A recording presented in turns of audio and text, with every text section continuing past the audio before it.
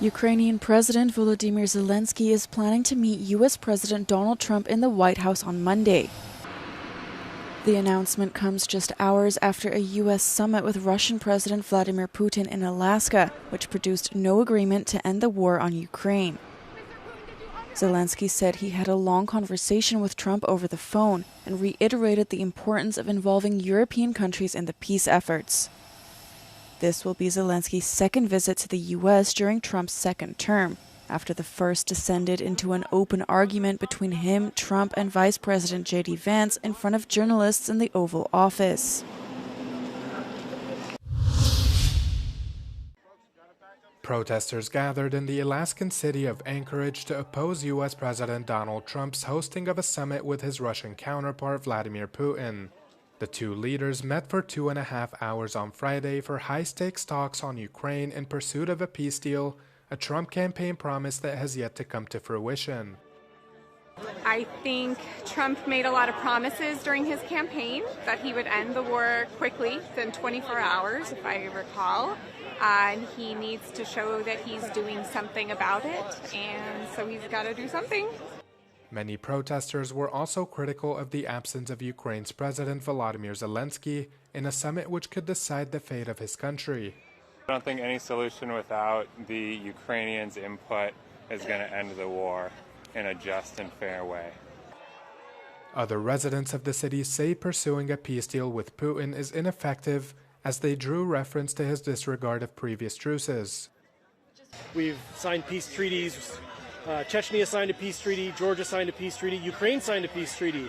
And Russia's been invading them for 11 years. So a peace deal is not going to do anything to stop Putin. Only bloodying his nose and fighting back against his aggression will stop him.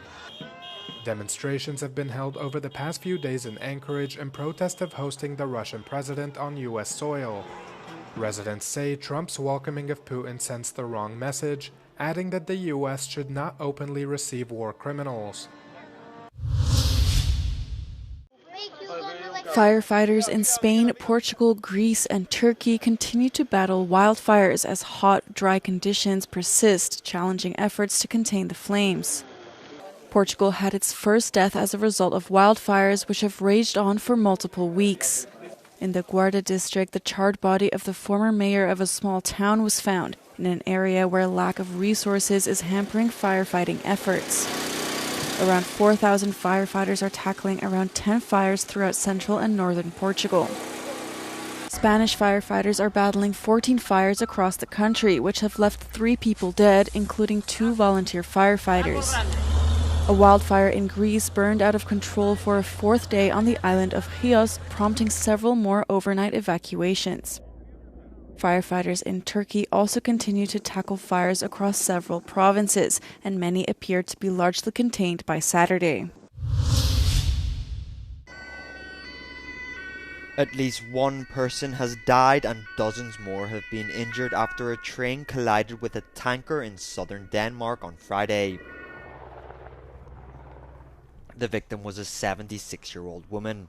5 other people have been seriously injured, 2 of whom are in critical condition. Local media reports say the train collided with the vehicle at a crossing in the town of Tinglev, and that the country's rail operator, DSB, has halted services until further notice.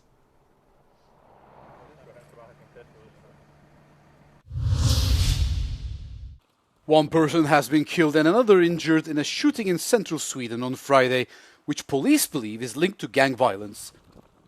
The attack happened in a car park outside a mosque in the city of Örebro shortly after Friday prayers. A 25-year-old man was killed and another man in his 20s was wounded. Authorities have said that at least one suspect was seen fleeing the scene. The incident comes amid Sweden's long-running struggle with gang-related crime.